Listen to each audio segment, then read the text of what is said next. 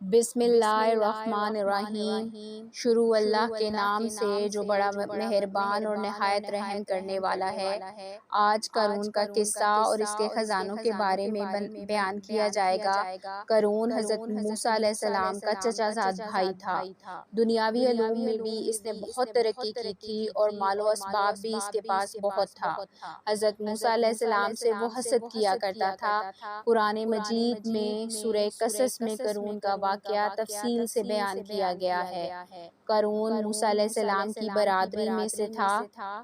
وہ کثرت مال کی وجہ سے ان لوگوں سے مقابلے میں تکبر کرنے لگا، اور ہم نے اس کو اس قدر خزانے دیے تھے کہ اس کی کنجیاں کئی زور آور شخصوں کو گرابار کر دیتی تھیں، یعنی ان کنجیوں کا بوجھ اٹھانا مشکل تھا۔ یہ سورہ قصص آیت نمبر 25 کا ترجمہ ہے۔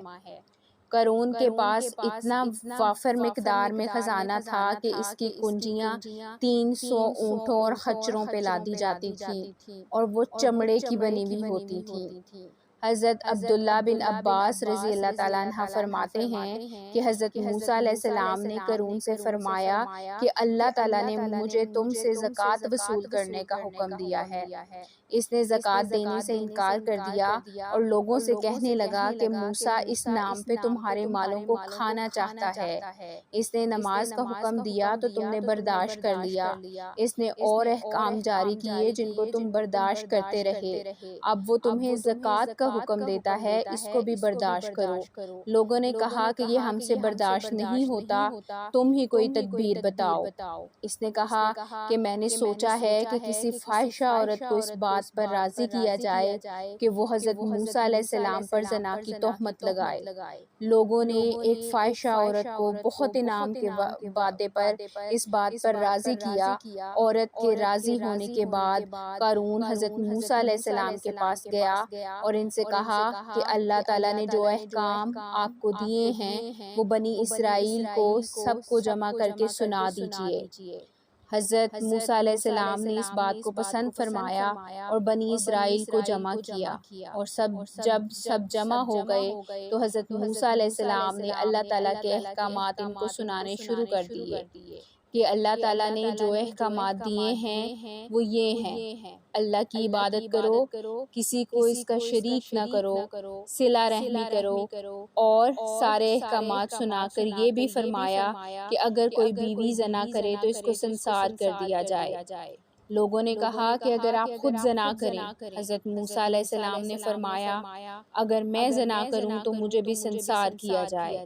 لوگوں نے کہا آپ نے زنا کیا ہے۔ حضرت موسیٰ علیہ السلام نے تعجب سے فرمایا میں نے؟ لوگوں نے کہا جی ہاں آپ نے۔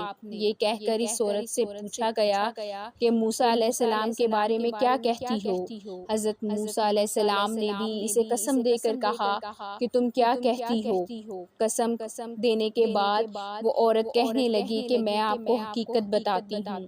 بات یہ ہے کہ ان لوگوں نے مجھ سے اتنے انعام کا وعدہ کیا ہے کہ میں آپ پر زنا کا الزام لگاؤں۔ آپ اس الزام سے بالکل بری ہیں۔